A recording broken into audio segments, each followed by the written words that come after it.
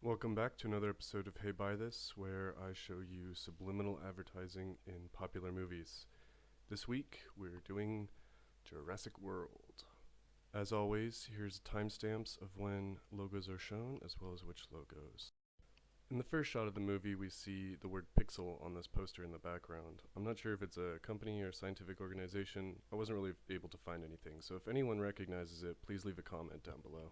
It's difficult not to notice further on in the same sequence how much this kid loves Beats by Dre. For a large part of the beginning of the movie, you can see them around his neck. Even though it doesn't show the logo, it's pretty clear that those are still the Beats from before, as well as a little secondary reminder. The brother also has this logo on his backpack, but I'm not sure what it is. Here, they seem to be using some early 2000s B-roll footage of an American Airlines flight landing, but I think that's just a coincidence. I don't think anyone's paying for it. My theory here is that this can only be one of three things, either some sort of chalkboard, a Samsung Galaxy Tab, or just a prop. Next up, we have what appears to be a wall of monitors designed by a 13-year-old boy. These are all made by Samsung, including the vertical one seen here, displaying brand new touchscreen technology. I don't think that comes with that model, but hey, who am I to judge? Don't worry, this is not the last we will see of the monitor wall.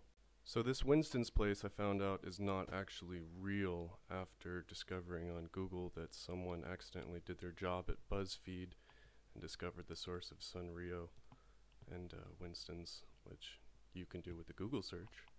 Time for an obligatory Samsung screen wall, just so you don't forget.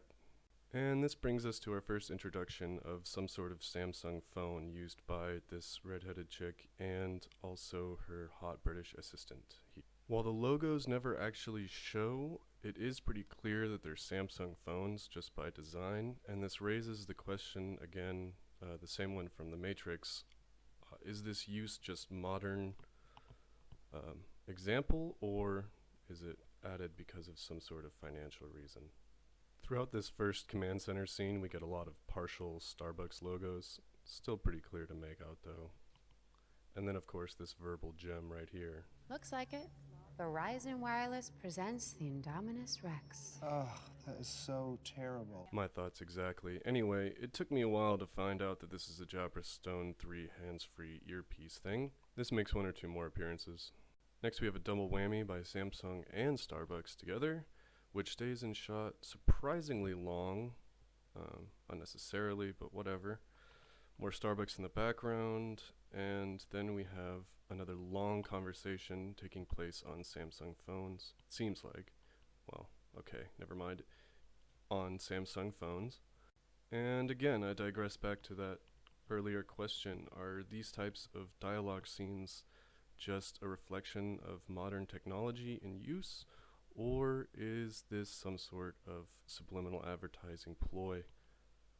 I don't think there's much up for debate in this next scene, however. This is obviously product placement from both Mercedes and, interestingly enough, I had to search for the company that creates this motorcycle. Maybe more motorcycle heads would be more familiar, but turns out it's a Triumph Scrambler. Oh, what is this? Oh, refreshing Coca-Cola. Wasn't expecting that, honestly. Anyway, we get the motorcycle for a couple of scenes. It stays in there quite a while, as well as the Sunrio again. Here it is on Google, and that obviously led me to Triumph Scrambler. Next is a short scene where everyone shows off their Samsung cell phones, which I hope are waterproof, otherwise we just see a lot of people being really stupid. Enter Mercedes commercial 2 of quite a few. Well, at least it's out of the shot now, and we can continue on with the story. Well, at least it's out of the shot now, we can... Well, at least it's out of the shot now, we can continue with the goddamn... Finally, we see the return of the Samsung monitor wall, which, although seemingly differently configured, is similarly inefficient at monitoring dinosaurs, it seems. Enter seemingly random Kawasaki advertisement. I might have to take a look at the older films and see if maybe Kawasaki paid for one of the older ones.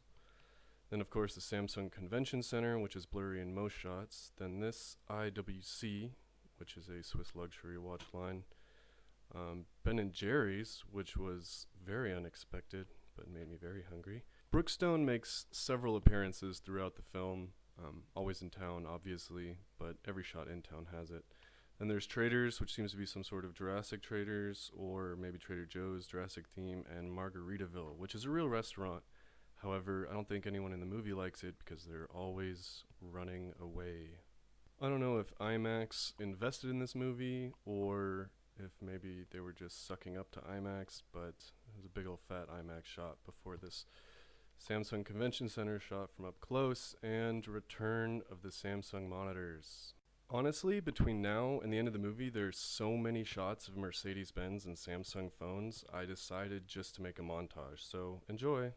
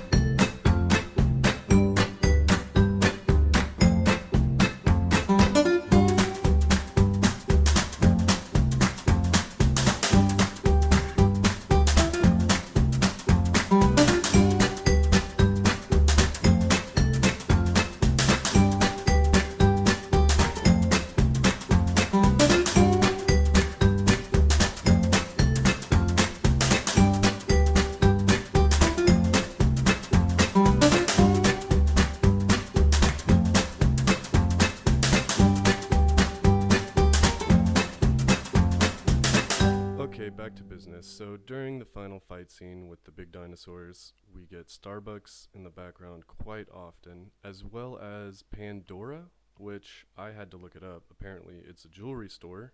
Anyway, this movie really wouldn't be complete without at least a couple more shots of Brookstone. I think we can all agree on that.